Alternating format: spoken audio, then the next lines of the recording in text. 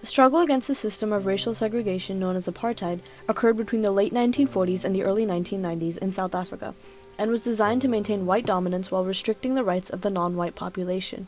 Apartheid was built on a history of racial exploitation in South Africa, when European settlers profited from the labor of black workers. This system shed light on the brutal policies of legalized racism, demonstrating how the black population was stripped of their basic human rights. During the battle against apartheid, these citizens rose up and took responsibility for reclaiming the rights that were stolen from them. Although the abolishment of apartheid marked a step towards equality, political leaders struggled to fully restore the nation's status. In recent years, the effects of apartheid are still evident in South Africa, with a massive economic decline and lingering distrust towards the black community. This is a story of how a nation divided by oppression and discrimination embraced the spirit of Ubuntu to abolish the system that set them apart.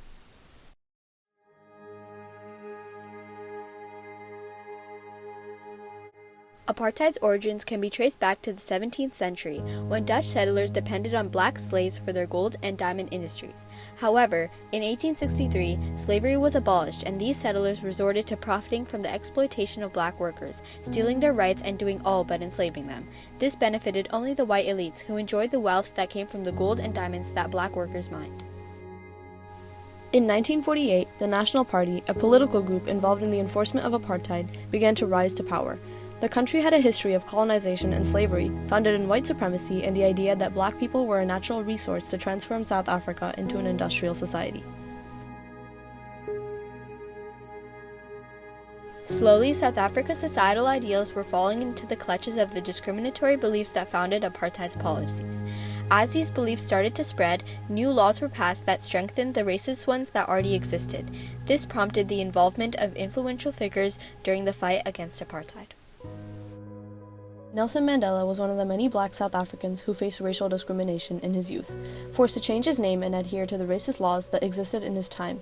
As the years progressed, Mandela's political views strengthened.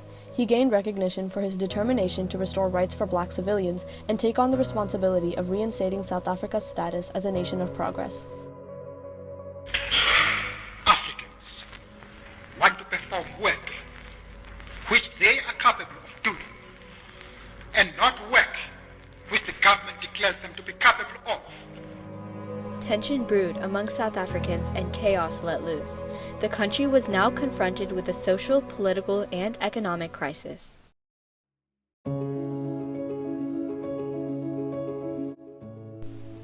While the mid-20th century saw many nations setting goals for equality and progress, South Africa was drowning into a harsh era of racial segregation in 1948.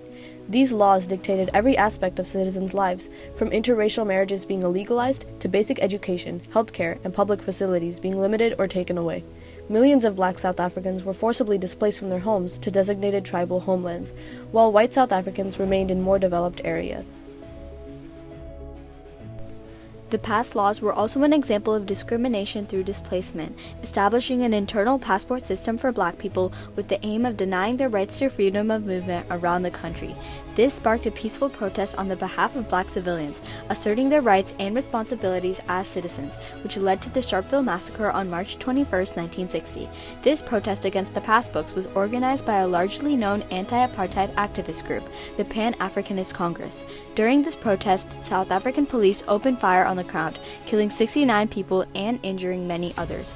This brutal event sparked national and international outrage. The National Party immediately banned liberation movements like the Pan-Africanist Congress and the African National Congress, which fueled an armed struggle against this oppressive system. On June 12, 1962, Nelson Mandela was arrested for encouraging workers' strikes and sabotaging the apartheid-led government, further angering black civilians and Mandela supporters. Women assumed a significant responsibility in resisting apartheid, particularly through the women's branches of the ANC and anti-apartheid movement. These groups advocated for political prisoners, mostly female, and organized charitable efforts, such as collecting medical supplies for refugees and freedom fighters in the country of Angola, and raising funds for educational programs like the Solomon Mahlangu Freedom School in Tanzania.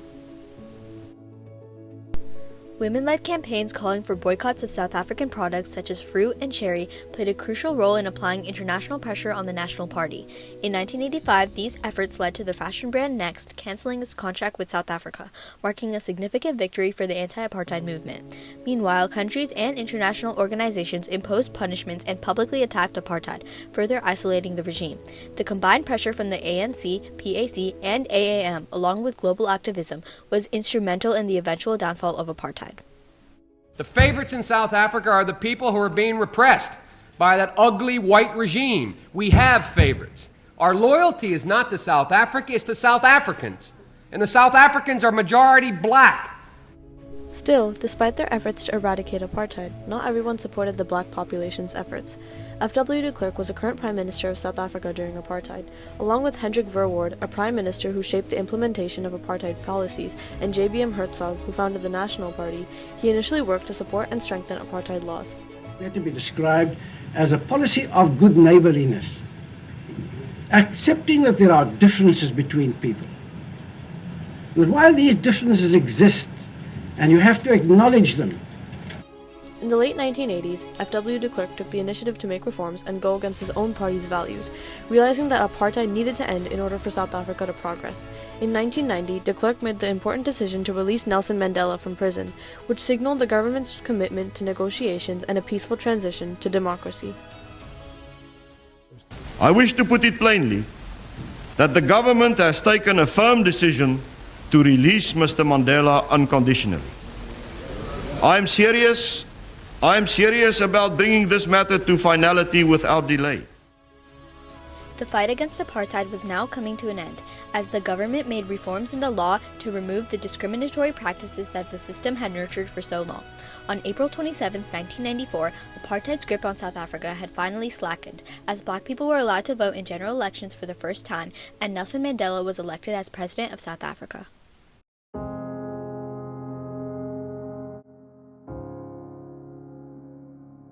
After the abolishment of apartheid, citizens of the country were initially ecstatic about the freedom and rights that they had gained. After securing the presidency in 1994, the ANC's agenda mainly focused on dismantling apartheid, promoting economic redistribution, and ensuring equal access to facilities and necessities such as education, housing, and healthcare. However, the ANC failed to achieve these goals due to limited experience, scarce resources, and pressure to include market-based policies, leaving the country in confusion and disarray. Many citizens, still dazed from the effects of apartheid, found it hard to adjust to the new change in government, and were unsure of how to move forward and rebuild their society.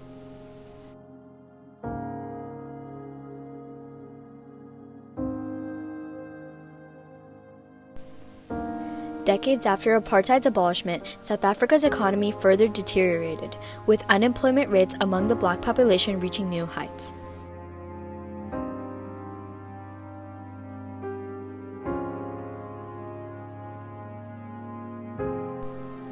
In recent years, the ANC has struggled to achieve its goals of true equality and economic prosperity, hindered by incompetent leadership and a corrupted electoral system. While apartheid was a deeply damaging regime, post-apartheid South Africa still faces many challenges today, with their elected government failing to take responsibility and act on its promises. Recognizing the mistakes made by the ANC, South Africans are now realizing that their current situation isn't as ideal as they believed it to be, with lasting racism continuing to jeopardize the country's economic and social stability through the still existing housing crisis and poverty amongst the black citizens of South Africa. Citizens are beginning to see this as their final chance to make the right decisions for their country's future by electing competent and unbiased leaders and dismantling lingering racist ideologies. Apartheid is a testament to the struggle of the black population in South Africa, reflecting the responsibility they had to assume in order to reattain their stolen rights. The involvement of the people in eradicating this discriminatory system signifies their resilience and compassion, which brought them together as one to restore humanity to South Africa.